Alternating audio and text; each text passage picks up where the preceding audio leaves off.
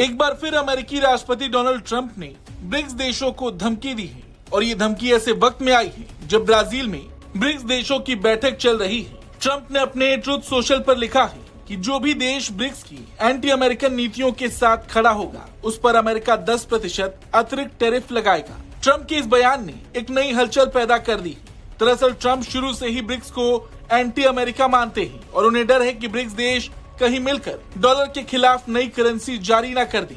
हालांकि ट्रंप की ओर से ये धमकी ब्रिक्स की ओर से जारी किए गए जॉइंट स्टेटमेंट के बाद आई है। दरअसल इस बार भी ब्रिक्स की ओर से जारी संयुक्त बयान में भले ही ब्रिक्स देशों ने अमेरिका का नाम नहीं लिया हो, लेकिन साफ तौर पर इशारा किया है कि दुनिया पर कुछ देशों का एक तरफा दबदबा ठीक नहीं है। उन्होंने संयुक्त राष्ट्र, IMF और वर्ल्ड बैंक जैसी वैश्विक संस्थानों में सुधार की मांग की ताकि सभी देशों को बराबरी का हक मिले। ब्रिक्स ने उन एक तरफा प्रतिबंधों का विरोध किया जो अमेरिका जैसे देश अक्सर लगाते हैं, क्योंकि इससे गरीब और विकासशील देशों को नुकसान होता है। वहीं रूस के राष्ट्रपति व्लादिमीर पुतिन भी वीडियो कॉन्फ्रेंसिंग के जरिए जुड़े थे। उन्होंने भी ब्रिक्स देशों से आपसी लेन देन में अपनी नेशनल करेंसीज के इस्तेमाल की बात कही। पुतिन का ये बयान अमेरिका के लिए किसी बड़े झटके से कम नहीं होगा। पुतिन ने कहा कि ब्रिक्स देशों के बीच आपसी लेन देन में अपनी अपनी नेशनल करेंसी का इस्तेमाल और बढ़ाना जरूरी है। अगर ब्रिक्स के भीतर एक सेटलमेंट व डिपॉजिटरी सिस्टम बनाया जाए तो करेंसी से जुड़े लेन देन और तेज, सुरक्षित और प्रभावी हो सकते हैं। पुतिन ने कहा कि ब्रिक्स देशों के बीच व्यापार में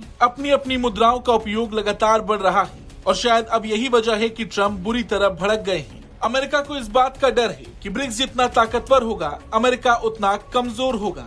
अमेरिका को लगता है कि अगर ब्रिक्स देश अपनी करेंसी बनाते हैं या आपसी लेन देन बढ़ाते हैं तो इसका सबसे ज्यादा असर डॉलर पर पड़ेगा और यही वजह है कि इसी साल जनवरी में भी ट्रंप ने ऐसा करने वाले ब्रिक्स देशों पर 100% टैरिफ लगाने की धमकी दी थी। और अब एक बार फिर ट्रंप का बयान सामने आया है कि जो भी देश ब्रिक्स की एंटी अमेरिकन नीतियों के साथ खड़े होंगे उन पर अमेरिका 10% अतिरिक्त टैरिफ लगाएगा।